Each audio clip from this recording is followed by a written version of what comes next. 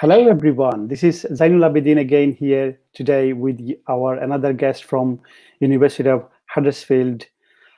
So I hope everyone well and safe in this pandemic, and you are staying home.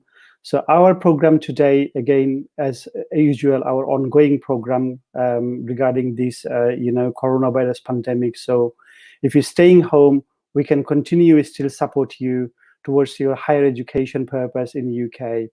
So as a small brief of a student connect, we established in 2010 in London with a head office in London, and also we have 3 branch offices in Bangladesh, where is Dhaka, Sylhet, and Chittagong. All our offices working virtually as well.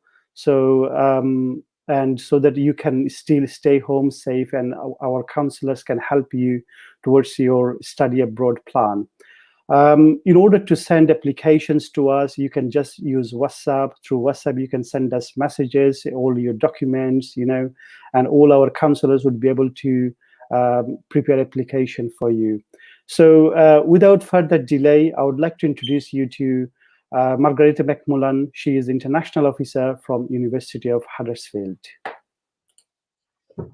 Great, thanks very much, Zanil. Hi everyone, and thank you very much for inviting me. First of all, it's great to get to speak to students from Bangladesh and tell them all about our wonderful university in the UK.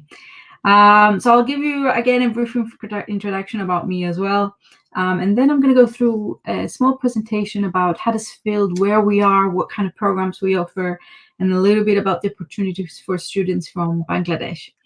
So my name is Margarita McMullen. As Zainul explained, I am the International Officer for Huddersfield University. And I look after our students from South Asia and Southeast Asia. So I do come to Bangladesh quite often, actually, a couple of times a year. Obviously now it's a bit difficult to travel, but hopefully very soon I will be there again. So we have got quite a lot of students actually coming from Bangladesh. So really dynamic, vibrant students in our student society for Bangladesh. So I'm going to share a presentation. So just let me know if you can see it, Zainul, in 1 second. I'm just going to put it up now. And then, all right. So I'm just going to try and make it as brief as I can.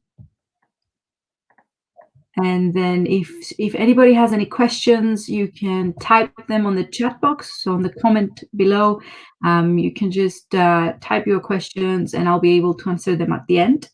So I'm not going to stop in between. I'm going to stop right at the end and answer all the questions, so you can type them now.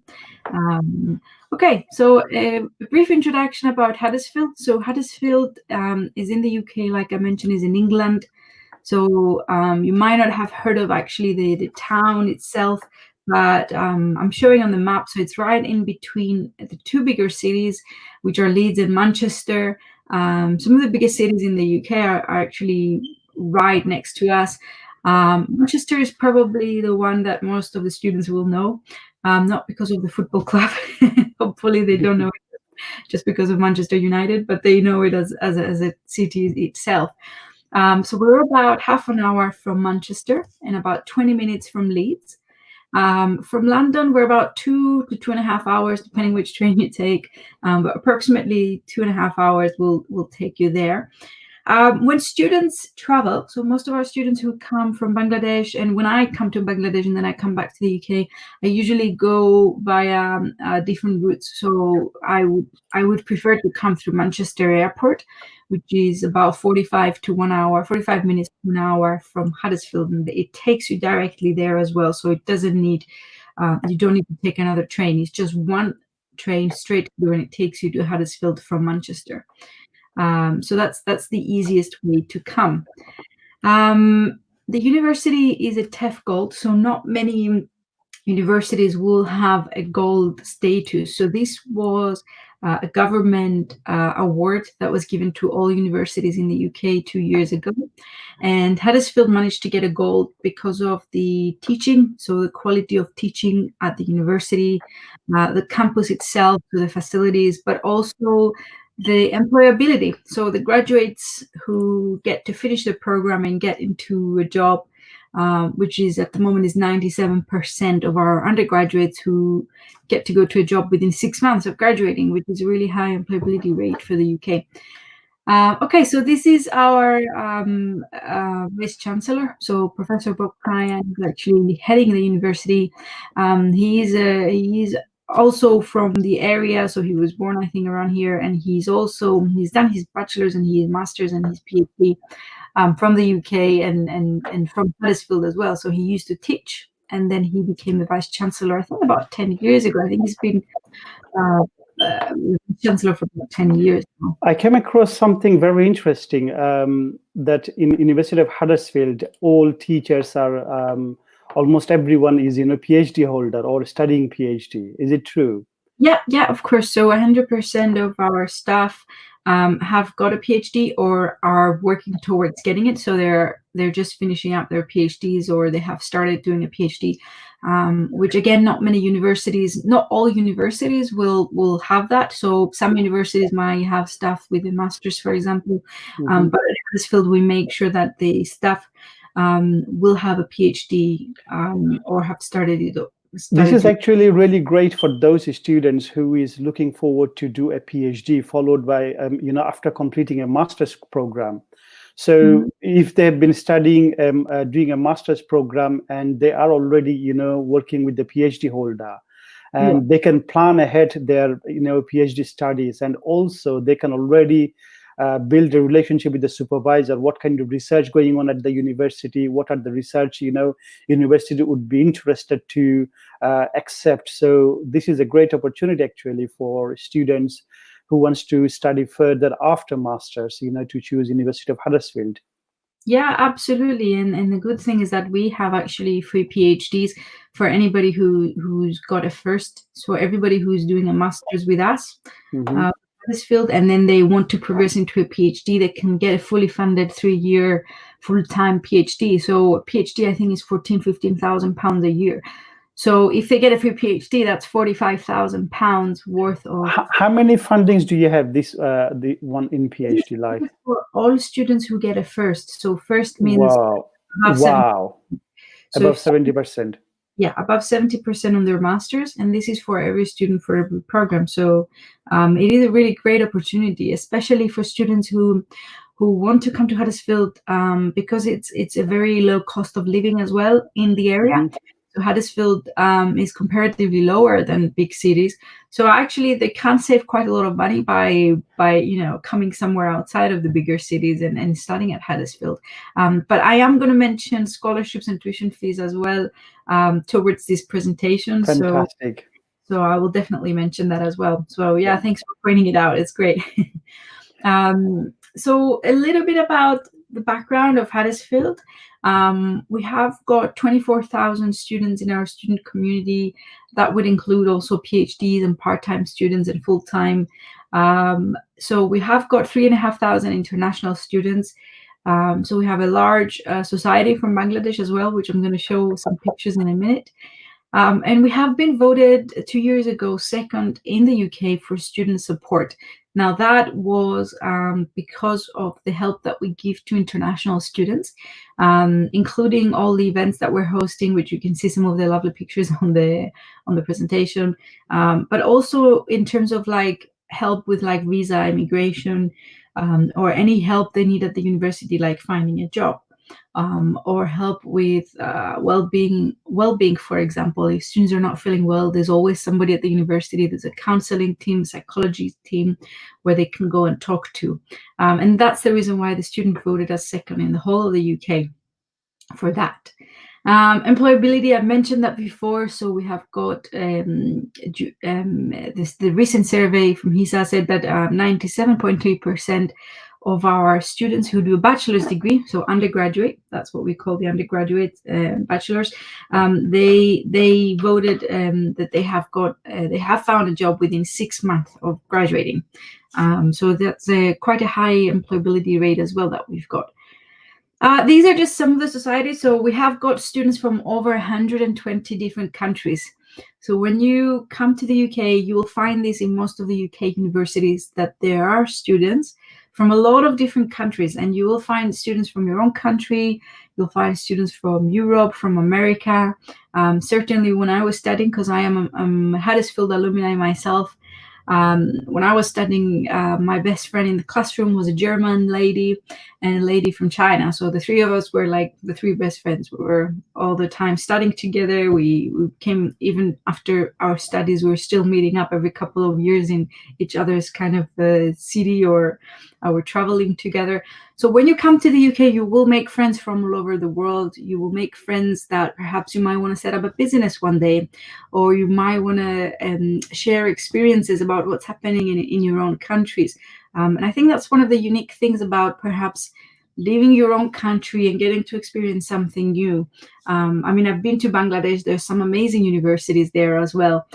So a lot of our students who come from Bangladesh actually go to a master's degree. So they might want to choose to do a bachelor's degree there, and then they choose to come here for a master's to further their studies and get to know a little bit more about what's happening outside of Bangladesh. So I think that's definitely a unique selling point for coming to the UK. So, since you mentioned about Bangladesh, like, do you have a Bangladeshi society in University of Huddersfield, and Yes. how many students do you have, like, from Bangladesh? Yeah, we do. We have at the moment, we have about 75 to 80. I think this year we might have had a little bit more as well, because we have students also doing foundation programs, students doing pre-masters as well with study group. So these are also based on the campus. And we have students doing first year all the way up to PhDs. We've got quite a few PhDs actually from Bangladesh. Most of the programs that students choose to do from Bangladesh are business, computing, and IT and engineering. Those are the most popular. But having said that, I was looking actually today to see what other, what else students have applied for. And we have quite a variety actually of students from music, from fashion and textiles, architecture. But most of them want to do a business degree, which is what we offer here at the university anyway. Like we offer quite a good variety of business programs, and I think that's the reason why they choose to come to Huddersfield.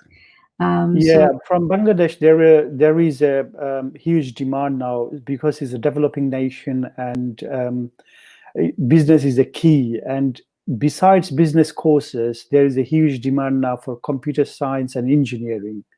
Actually, now I would say it's same demand like as business, engineering and computer sciences. With last 1 year's application trend, we can see that students like more and more getting interested for computer science programs as well, because the government is doing some sort of digital Bangladesh project, making Bangladesh digital. So a lot of infrastructure is building up on the basis of this, and so students can see that there is a huge prospect. So engineering, computer science, health science, life science, these all sectors are thriving now. Yeah, so there's a lot of investment, I think, from last time when I came. That was kind of the feedback that I was getting, is that there's a lot of investment going into Bangladesh from private investors, and I think the economy is picking up. That's right. And I think, computing is definitely, it's the future. I mean, anything digital related, it's the future, and you do need to get those skills through a degree in order to be able to do the job. I mean, a lot of people learn on the job as well. That's right. There are some excuse me, there are some programs that you can't really only learn on the job. You actually have to have the background, especially in health and science. I mean, you can't just enter into health. You have to have a good background with a degree. So I will go through the list of the programs that we offer as well. Not all of them, because we have 500 programs, so I'm not going to go through. But surely, if any student wants to know, they can go on the website and find out a little bit more. Great. So I'm going to just mention a little bit about the town and where we are and stuff, because I'm aware that students may not have come to the UK before, or maybe they don't have a family here, so they have never heard of kind of how things work in the UK. So Huddersfield is a town, so it's not a big city. And because it's a town itself, it means that the living costs are much cheaper. So just like any other town, just like if you're in Dhaka or in Sylhet or Chittagong, there will be different prices for rents, for accommodation, for houses. So Huddersfield has relatively quite a lot lower. So I'll give you an example. If you are looking for accommodation, the approximate per month rent is about £400 a month. That would include all of your bills as well, your ensuite. You would have your own ensuite shower and toilet. You might be sharing a flat with other people as well. But that's approximately how much it would cost you. Now, if you were to go to London, I mean, London it's obviously really expensive. You might be £1,000. Manchester, it depends where you're staying, of course, but you might be paying, let's say, 600 or 700. It depends where you're staying. But Huddersfield is definitely a lot lower from all of the bigger cities. Huddersfield also has quite a lot of international cuisines. It is a very nice multicultural town. People here are very friendly because we are part of the north of the UK, so it's part of Yorkshire. So everybody here is very friendly and very welcoming to students. So when I came to study here 10 years ago, I found everything really easy, easy to get around. The university is right on the center of the town center, so you don't need a bus and you don't need a taxi. All you have to do is literally cross the road and you're in the town center, and then cross the road again, one main road, and go back to the university campus. And the accommodation is also right next to the campus, so most of the accommodation houses are, you might call them hostels in Bangladesh. In some countries they call them that. So they are right next to the university campus, so you don't even have to, again, take a bus or a taxi. There's a lot of sports facilities as well. So we have a big sports hall, a big gym at the university. So that's something that students ask me quite a lot. What can I do during the afternoon after class? Well, there's quite a lot of things. There's a lot of events in the town center. There's the Festival of Light in November. We also celebrate quite a lot of religious celebrations. And there's also quite a lot of events at the university on the campus. So every day, that's what I tell my students, that every single day there's something happening. So you just walk into the student central and there's something happening on a daily basis. So it's really busy all the time. This is just a picture of some of our buildings. So the university has about 35 buildings. So it's not just one big building, let's say. There's actually 35 different buildings. Each one will have a different subject inside it. So you can see some of the pictures. The one on the top hand right is the latest one that we've just built this year. So it was open in September. So the new students should be finishing this year from that building. It's the first bunch of students that will be finishing from that building.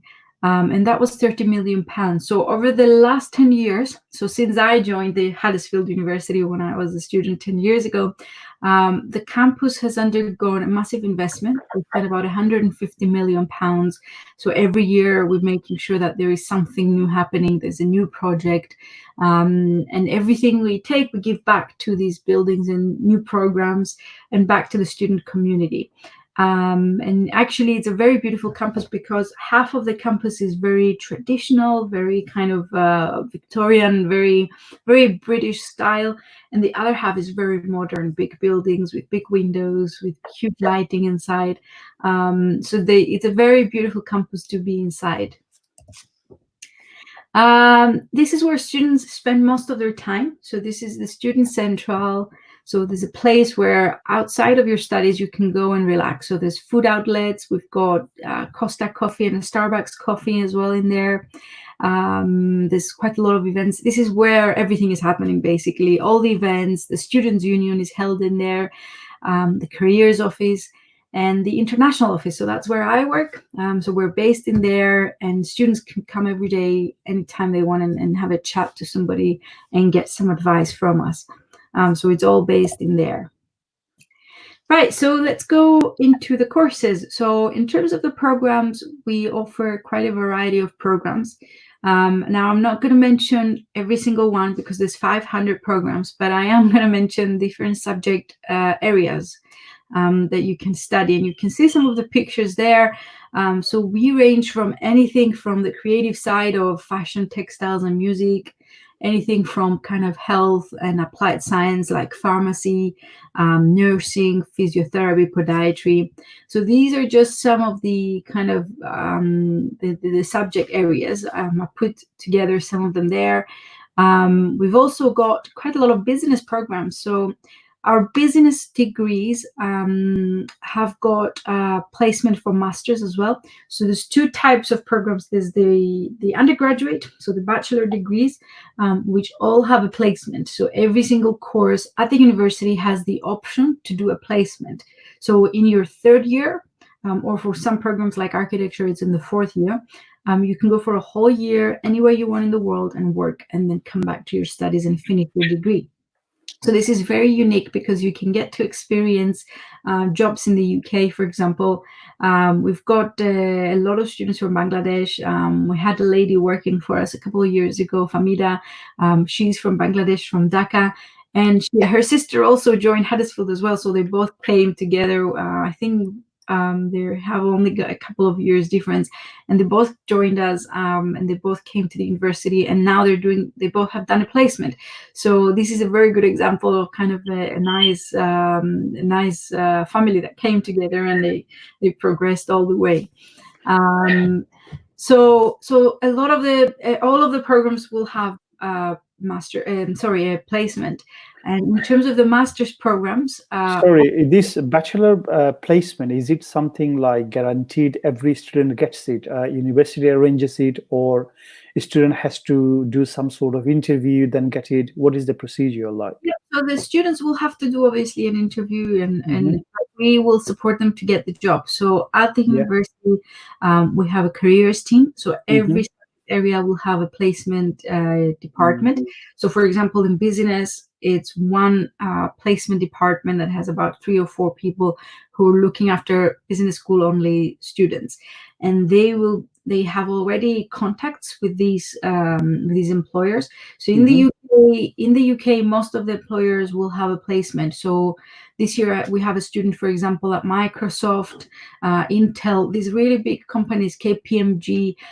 They all come to the university, and we do 2 career fairs in a year. So they will come for a career or placement fair, and the students can actually go and talk to these employers and hand in their CV, have an interview, and then they get the job. So what we do is we prepare the students right from the beginning. So if they're coming for 3 or 4 years, right from the first year, we will have, as part of their course, we will have extra hours in the afternoon where they should go, and 1 week it will be preparing a CV, another week it will be preparation for interviews, another week could be professional skills like getting your confidence together and being confident at talking to people. The other one would be IT skills. So how do you actually work with emails, or how do you actually work within a team? So every week we will have professional skills sessions with them and help them get those jobs. So from this placement year, do they get paid usually?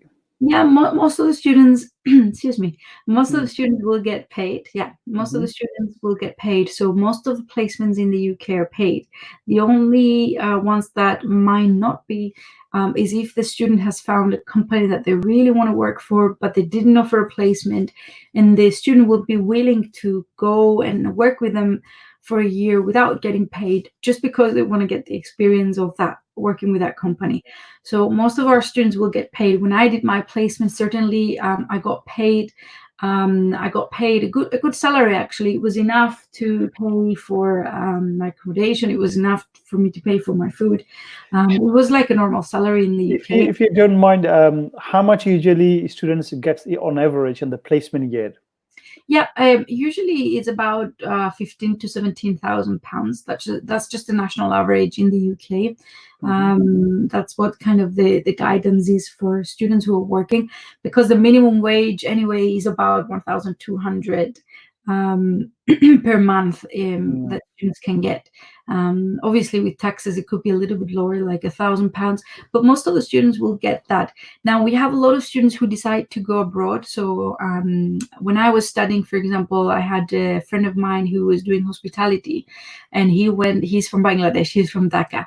And he went to America for a year. So he went and worked in different hotels in America. He went all the way to California and then Miami. And then he came back to the UK to finish the degree.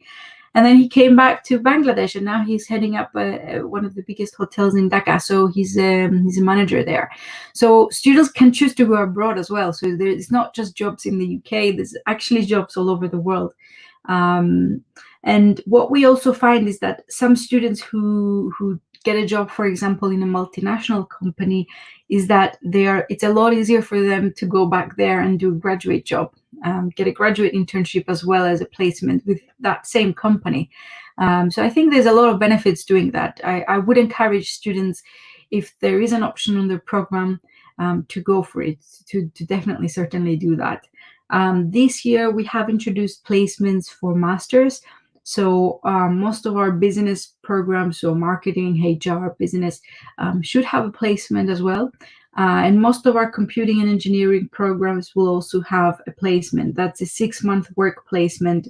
And that's right after the 12 months of studying. So they can go for a placement. And then we also have the new post-study work visa. So that is a 2-year visa where students can stay in the UK a little bit more. So if you're a student thinking, all right, I want to go to the UK and I want to do a master's, you can come to the UK, do your master's for 1 year, and then you do your 6-month placement, and then you can go straight into a 2-year post-study. With the new 2-year post-study work visa, you'll be able to stay for 2 more years. So that is almost staying in the UK for 4 years. So instead of having a 1-year degree, you can stay in the UK for 4 years. Now, obviously, the government will announce a little bit more about that. So we'll just have to wait a little bit more to hear the details of the visa. But they have announced it, and it's certainly coming out next year.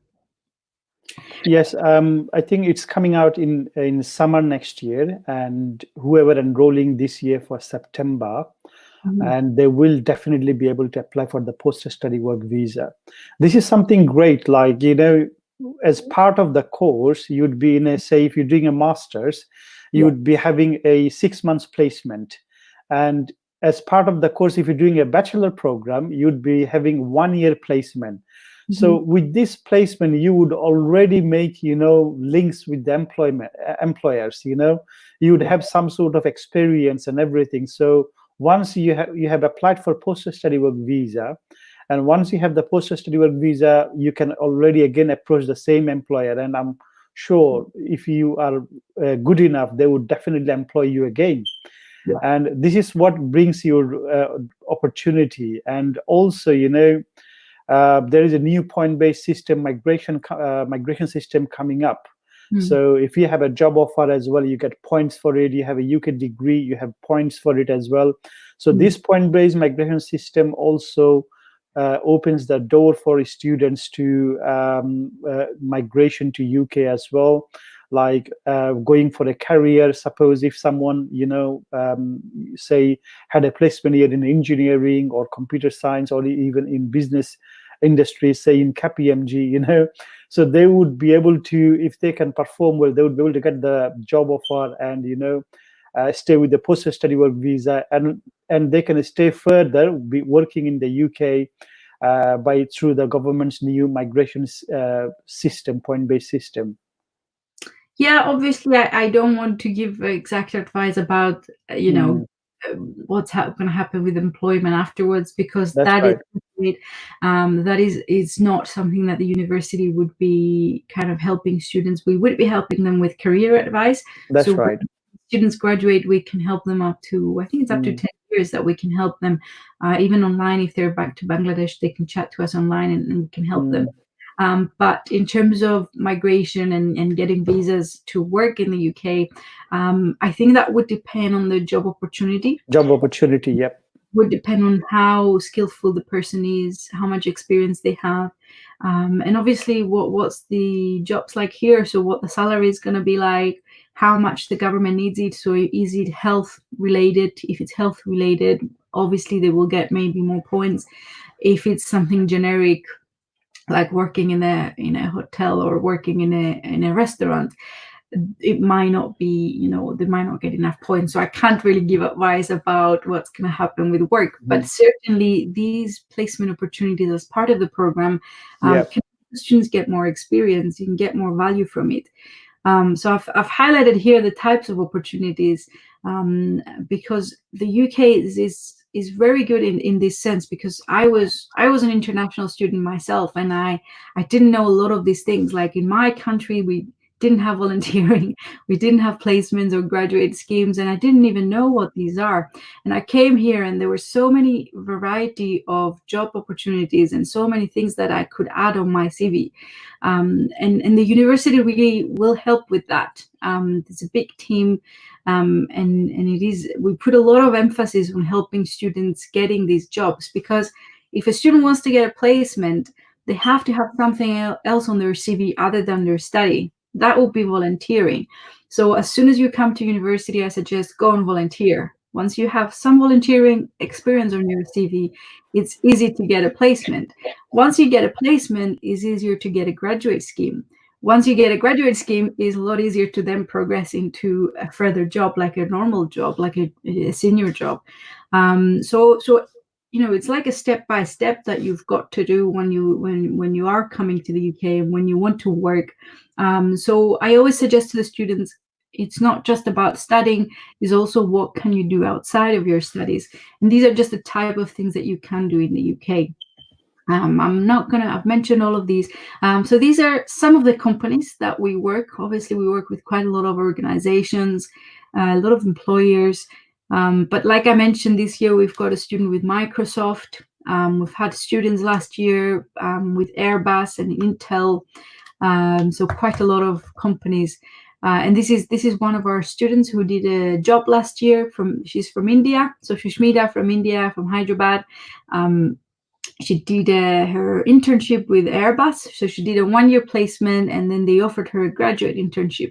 So she is actually one of the international students that have managed to stay in the UK and to do a graduate scheme as well as the placement. So that's going back to what we were talking before about, the companies that you work for might be willing to offer you a graduate scheme once you graduate, because you've got that experience. I've got another student here, Ariba from Pakistan, who's working with Microsoft as well. So there's quite a lot of jobs. I'm not going to go into too much detail of these. Right, so in terms of the different entry points, levels of study that students can come, we also offer foundation programs for students who, for example, didn't meet the criteria to come straight into an undergraduate. So we work with Study Group. I'm sure you guys at Student Connect work with them as well.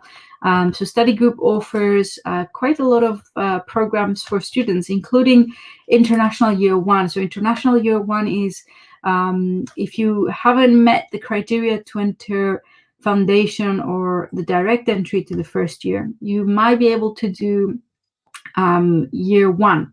So year 1 would mean that you will do the study group year 1, and then you would come straight into year 2 and year 3. So again, your degree would be 3 years. You wouldn't have to do it more than that. But it would be part of the first year would be part of study group, and the other 2 years would be part of Huddersfield. Now, those programs are also based on the campus, so you would still be one of our students, you would still be able to use all the facilities, and you would still be able to access the societies. So you would be classed as a normal student, as a Huddersfield student. All right, so this is something that most of the students are asking me. What's the tuition fee? What are the scholarships? So these slide on the presentation shows all the fees, so I'm not going to go into detail, but we are starting the fees from £14,500 for most of the programs. For science, computing, engineering, it's slightly higher, it's 15,500. For health is a little bit higher because we also work with the NHS, so we have to pay like a fee as a university, for example. And we also, as part of that fee that you see there, all the things are covered. So all of the lab coats, for example, all of the gloves, everything that you will be using is paid by us. So students don't need to pay anything extra. Same goes for fashion and art and design. Everything that we give the students is based on the campus. So they don't need to pay anything extra, unless, of course, it's like a project where they have to do something themselves and they decide. So these NHS placements available for international students as well, right? Because I know that some of the university, they restrict this placement to only home students. No, it is. From this year, we have opened all of the health courses for international students. So nursing is one of them. And what happens is if they come for either bachelor's or a master's, they work at the same time. So they will be studying. Half of the time they will be based on the campus, and half of the time they will be based with the hospital. And at the moment, obviously, with the coronavirus outbreak, our students, our second year and final year students, are actually working right now with the NHS, so they all have to work, and they're helping the government with any health support that they need. So those students will be working at the same time as studying, because anything that is health related, you have to have work experience. So you have to have, as well as that theoretical background, most of it is all about getting in front of the client, actually knowing how to help somebody. So half of the time will be spent working. There's more about that on our website. So if you go into the course finder, you can actually see some videos as well of students and exactly what they're doing. So I think that will be really useful. All right, moving on to scholarships. So scholarships is actually something that we always talk to the students, because we understand that a lot of students might not be able to afford, or they want some kind of scholarship. So we have 2 scholarships for students from Bangladesh. So the main one is £2,000, and that's for every year of the study, for any program under bachelor's and master's. So not PhDs, but anything under bachelor's and master's taught will have a £2,000 scholarship. So if a student is coming, for example, for a bachelor's program, which is 4 years or 3 years, they would get £2,000 for every year. So that is £6,000 that they could get. Wow, this is really great. So scholarship is just not only on the first year, it's like each and every year they will be getting it. Exactly. So the £2,000 is for every year. And this year we have another one, which is £1,000, and that is an early payment scholarship. So that is for students who decide by the 1st of July that they want to confirm the offer and come to Huddersfield. We also give them an additional extra 1,000. So that is given to them on the next payment. So for example, they have to pay 50% deposit by the 1st of July, and then that 1,000 will be reduced on their next payment. So that is another extra scholarship that students can get. That is for 1 year only. So if they're coming, for example, for 3 years, they will get this extra scholarship for the first year. So in the first year, they will get 3,000, and in the second and third, they will get 2,000.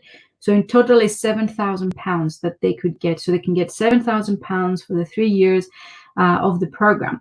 Now, if the students decide to do a master's as well as a bachelor's, so if they come here, they do the bachelor's, they take the £7,000. If they get above 60%, which is a 2.1, which most of the students get that anyway, it's quite easy to kind of get that.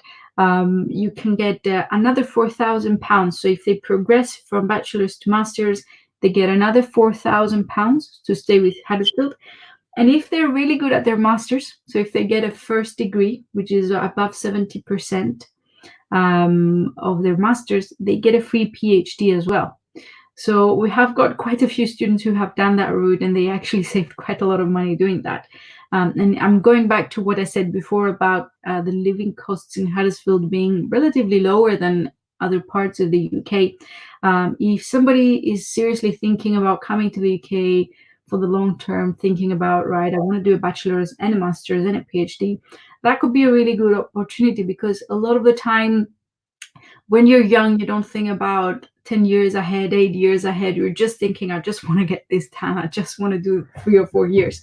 But I would encourage students to think long term. So if you want to be a lecturer or a teacher and you want to do a PhD, start to think, right, what's the best option going to be for me? How can I save money? And how can I get a good quality education?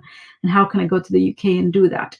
And I think that's a good option for the students. So I always encourage students to think ahead and think, you know, you might not know what you're going to be doing in 10 years time, but it's good to just have a backup and think, what are the options? Know what your options are, you know, in the future.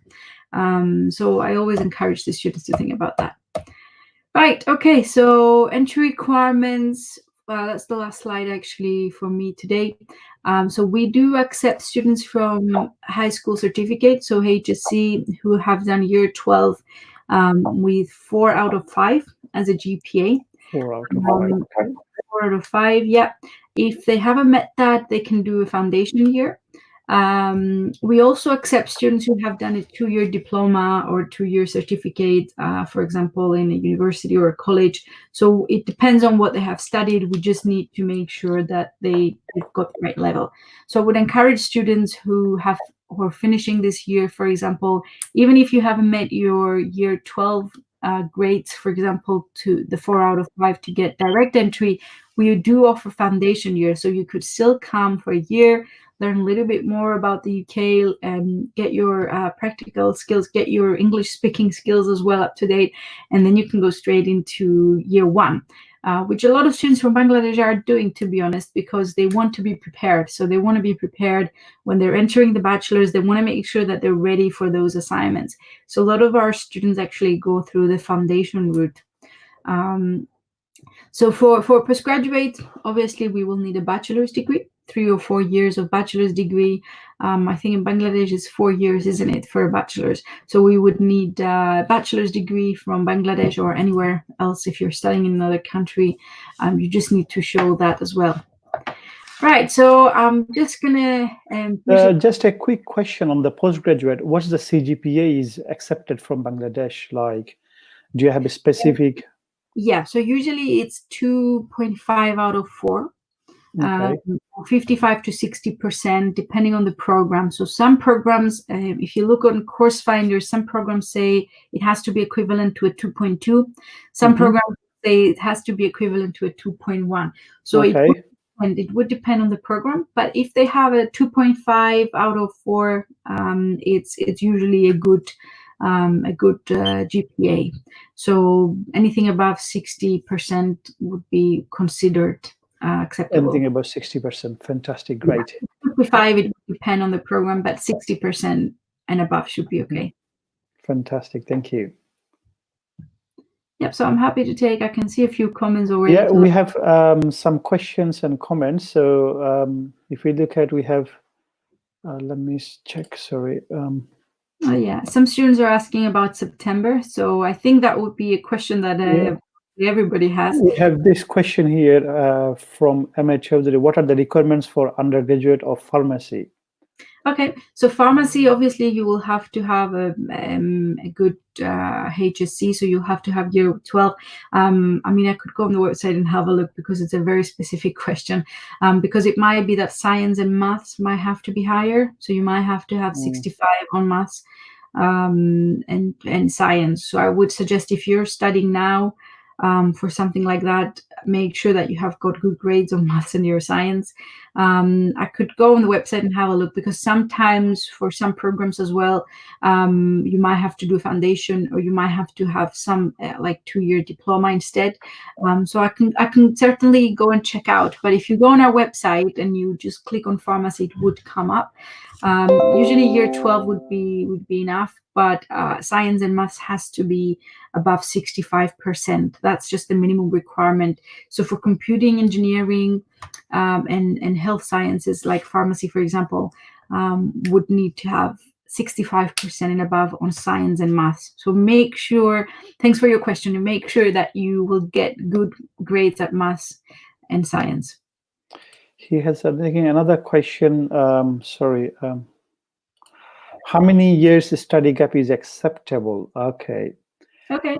It depends what you mean. Like, if you mean bachelor's to master's, that's fine. It doesn't matter how long. So even if you did your bachelor's 10 years ago and you were working, all you have to do is just put that on your CV and explain that you've been working, for example. So you don't need to have a study gap. Now, if you are wanting to do a bachelor's and you did your bachelor's, you did 2 or 3 years, 20 years ago, and you want to go into a top up and finish a bachelor's here in the UK, we might have to obviously look at the grades, look how long the gap is and what your job was. So is it related? Have you still got those skills? Is your English up to date? But most of the students are accepted. So study gap, it's not a big issue, as long as you have got something to back it up. As long as you've got work experience and you've got a good degree at the background, you should be fine. Yeah. So, I mean, the thing is, in terms of a study gap, it's about like, if you have any gap doing nothing, that means it's not acceptable. I mean, wherever, if you Yeah, want to study abroad, depends on what the gap is. If yeah, exactly. If it's yeah. if they have got a background with something, like if they have done a bachelor's and they want to do a master's and they haven't worked at all, maybe we will require some evidence of what have you been doing. That's right. So when you apply for your university application, MHLD, basically you must have a good CV. So in your CV, we call it basically a timeline. So since your 10th class until today, there cannot be any gap. So it has to be all the time, years has to be explained. What have you been doing? So because any idle time is not good to the university's eyes, it's not good to the visa officer's eyes, because at the end of the day, I mean, when you apply for visa, you would be having a credibility interview. So the credibility interview is visa officer will be checking your genuine intention of studying in the UK. So it's another word is called intention test. So they wouldn't take it like, if you have a good intention to study, if you have idle years, like haven't been doing anything. So it's very important that you're always up to date, keeping track, academically, at work as well, and providing a good CV with your application. Yeah, We that's have right. another question here saying that, are you accept MOI for masters? MOI is medium of instruction English letter, basically, to exempt them from English. Yeah, this year we don't accept that. We wouldn't be accepting that because you still have to show that you have done something like IELTS. But what we are offering this year, and I think that's a question I think from a few students, what kind of medium instruction, what would we accept? We obviously IELTS is the main one that we would ask, but this year we have introduced a few other English tests that you could do that would then lead into pre-sessionals. So we have our summer pre-sessionals taking place online. So those start in June, July, and August, depending on what grades you got. So to get into those, these are university English language tests, basically, that you can do. So you can do things like Duolingo, you could do things like TOEFL online. So anything that is done online, for example, or if you have done something in the past, you can still apply for those and do that. So if you want, I could share my screen just to show you really quickly, just to show the students where to find that. I'm not going to go into too much detail because each student will probably have different qualifications. So just going to share my screen really quickly. All right.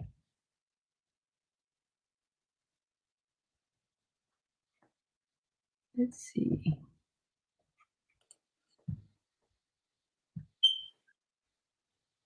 Right, here we go.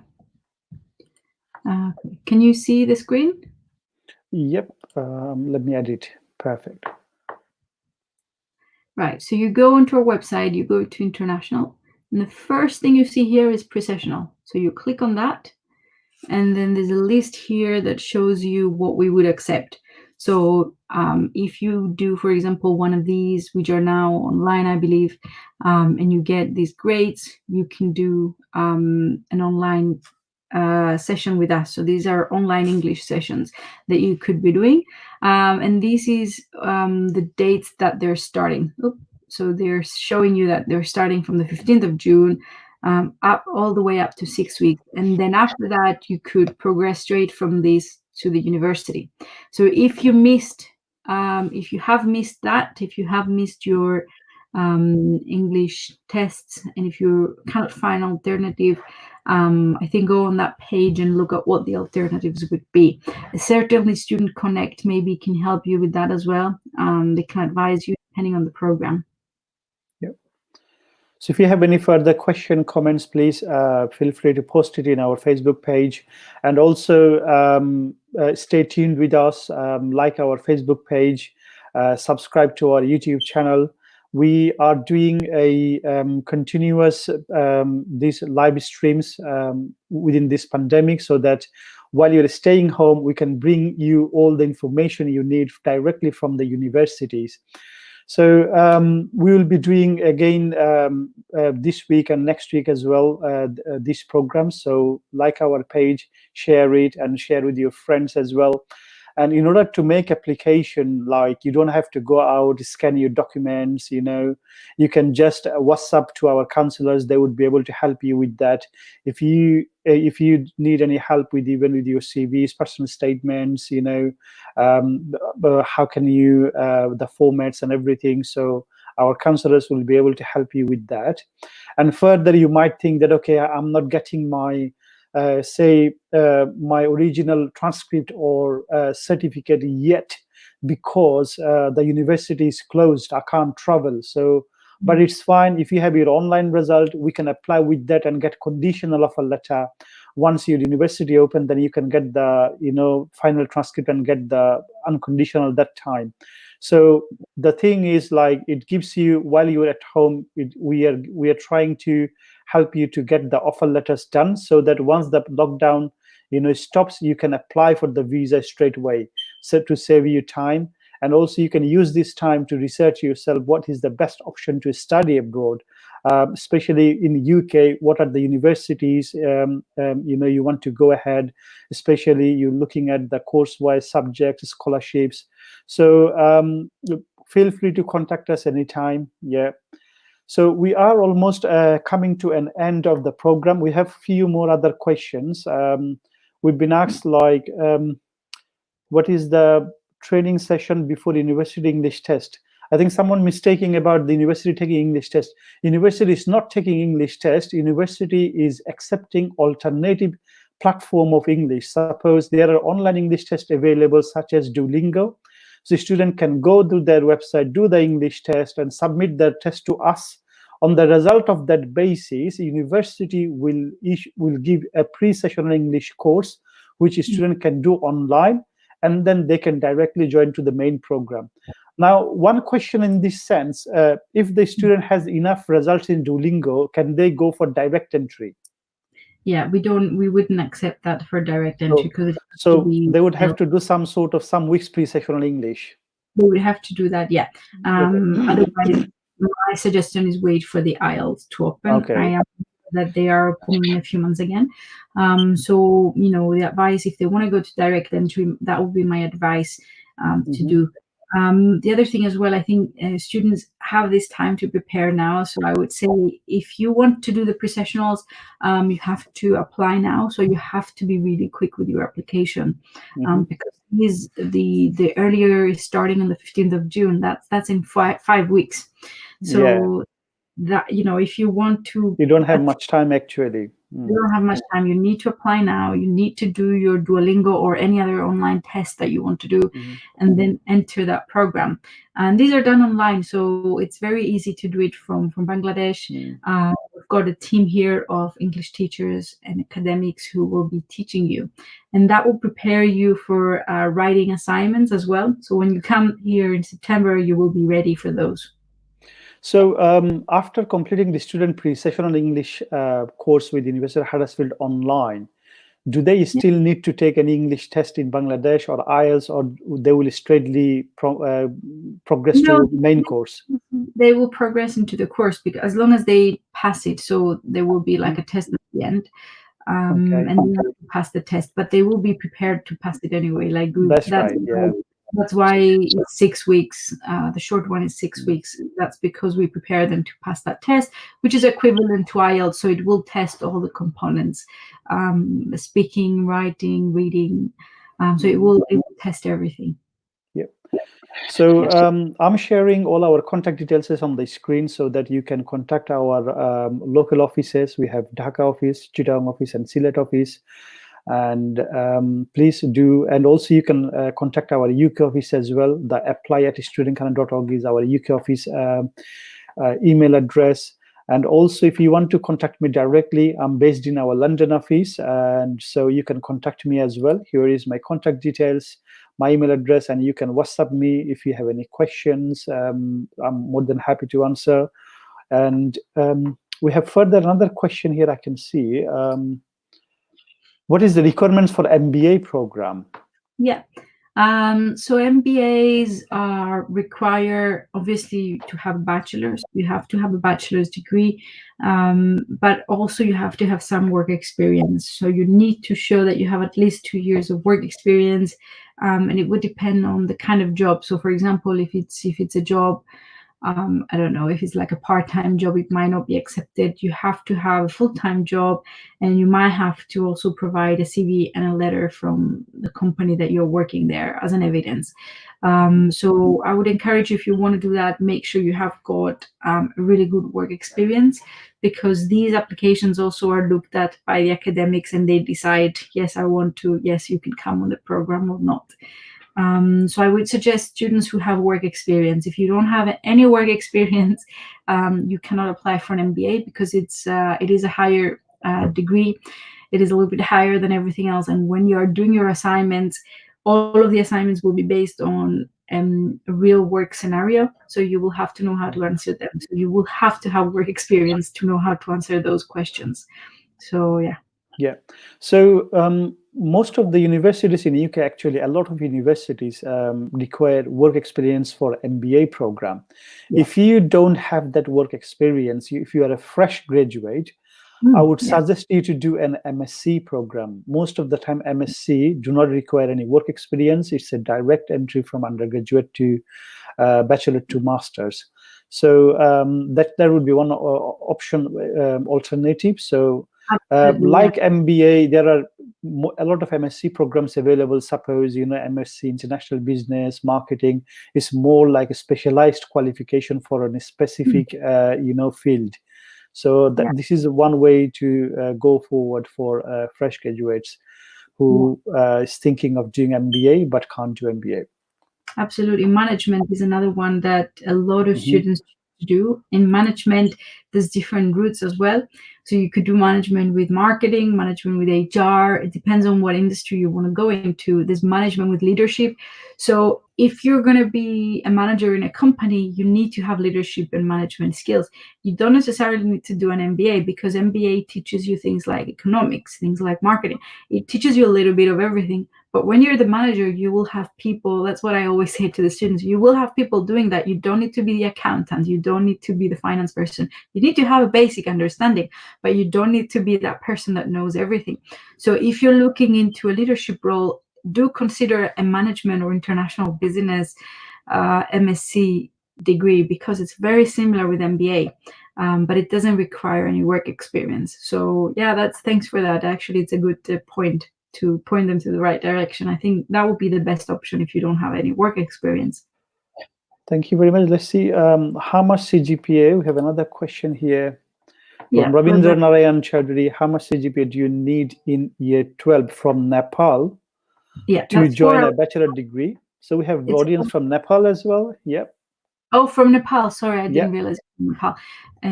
I need to check for Nepal, because it's I think it's very similar, 65%, I think, or if it's out of 5, 3.5 or 4 out of 5. So I think it's very similar with Bangladesh. It's great that we have somebody from Nepal. So if you want to find out, you can either drop us an email or on the website. So if you go on Huddersfield International, there's a page where it says, where are you from? You just choose Nepal, and then it will tell you the entry. But I think 60% is probably the the minimum. Yeah, Ravindra, so if you can drop us an email at apply@studentconnect.org with your grade, and we can get back to you whether you can be accepted or not. But usually 65%, so you should be fine as long as you have 65%. If you have less than that, you can still join University of Huddersfield through the Pathway Foundation year. With the study group. So study group is registered for office for student for office. Is it office for a student, right? Yeah.